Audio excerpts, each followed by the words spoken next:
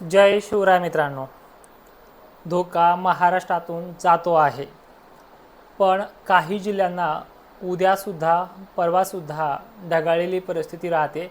यामध्ये वीटभट्टी उत्पादक असतील, हरभरा उत्पादक असतील किंवा अन्य शेतकरी असतील, यांना आता काही फारसं घाबरण्यासारखं राहिलेलं नाही. पण आभाळ मात्र नागपूर, अमरावती 28ला सुद्धा आहे, 27ला सुद्धा पूर्व मराठवाडा, विदर्भ या भागांना ढगाळलेला आहे. त्या ढगाळलेल्या वातावरणाला जास्त घाबरू नका.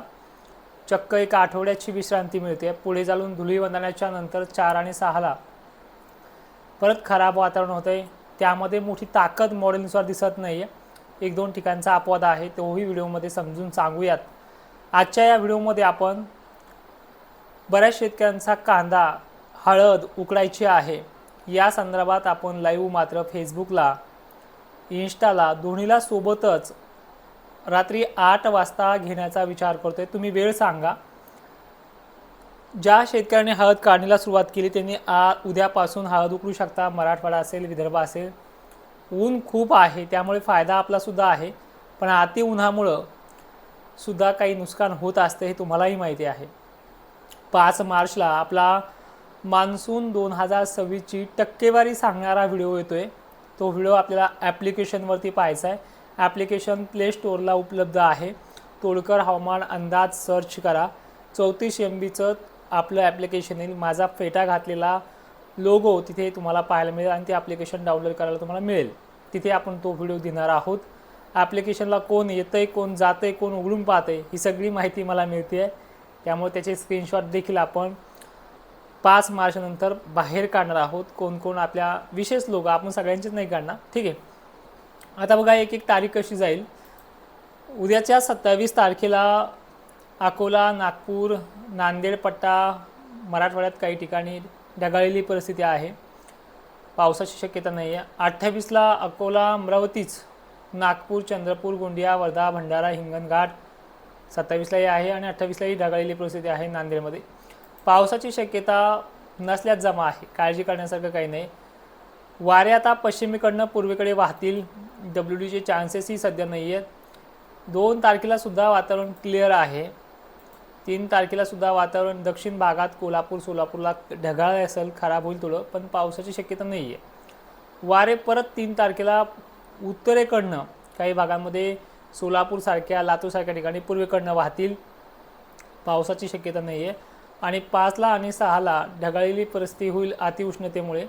यामध्ये 6 आणि 7ला किरकोळ वातावरण खराब होईल. त्याची व्याप्ती मात्र वाढत नाही, त्यामुळे आजही आपण त्याला निवांत सांगितलं तरी चालतं आहे. मित्रांनो, आपण आता डायरेक्ट मार्च महिन्याचा पूर्ण आढावा पाहिला आहे. मागच्या व्हिडिओमध्ये याच्यातही पाहणार आहोत. 6 आणि 7, 4, 5, 6ला थोडासा अपवाद आहे, पण त्याची तीव्रता कमी होणार आहे. वाढली तरीही तुम्हाला सांगू, पण कमीत कमी या 26ला जसं वातावरण पश्चिम महाराष्ट्राला मोकळं मिळालं आहे, आज थोडेफार ढग पूर्व विदर्भ, मराठवाड्याला पाहायला मिळाले. या पाठोपाठ आता 4 तारखेपर्यंत निवांत कुठलेही कामे करा. 6पर्यंतही करू शकता पश्चिम महाराष्ट्र, खानदेशसुद्धा. तर खानदेशसारख्या ठिकाणी कमीत कमी 10 तारखेपर्यंतही चान्सेस मिळू शकतात पश्चिम महाराष्ट्र आणि खानदेश. उद्याच्या 27 आणि 28 फेब्रुवारीला नाशिकच्या आणि धुळ्याच्या साक्री वगैरे भागात देखील आभाळाची एक मोठी फळी निघेल. पाऊस त्याच्यामध्ये नाही आहे, पण अचानक तुम्ही आल्यानंतर फोन कराल तिकडे भागातल्या शेतकऱ्यांना म्हणून सांगतोय, घाबरायसारखं नाही आहे. मार्च महिनासुद्धा बऱ्याच शेतकऱ्यांना साथ देईल अशी परिस्थिती आहे. बरे 3 टप्पे असले तरी 6चा कमीच आहे. नंतर 12-13ला, नंतर 22-23ला असे टप्पे जे आहेत त्यामध्ये 2 असे अपवाद आहेत. एक तिसरा आठवडा आणि एक शेवटचा आठवडा. यामध्ये काय होईल हे मात्र आज सांगता येणार नाही, पण टक्केवारी 22, 23, 24, 25 मार्चला ती तर आहेच.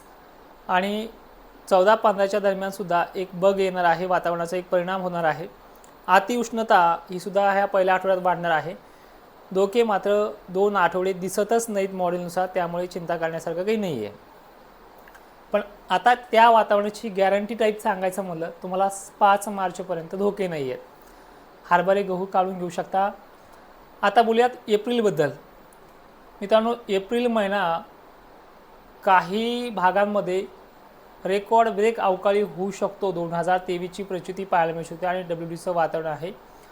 एक साल झालं बघा वाशिम सारख्या ठिकाणी, हिंगोली सारख्या ठिकाणी यामध्ये आठवडा सांगणं चुकीचं ठरेल, पहिला किंवा दुसरा हा असू शकतो आणि त्याची सुरुवात मार्च महिन्याच्या 19 तारखेनंतरही येऊ शकते. आधारी अंदाज का देतोय? वाऱ्यामुळे आठवड्याभराचा फरक पडेल, पण येणार मात्र नक्की आहे.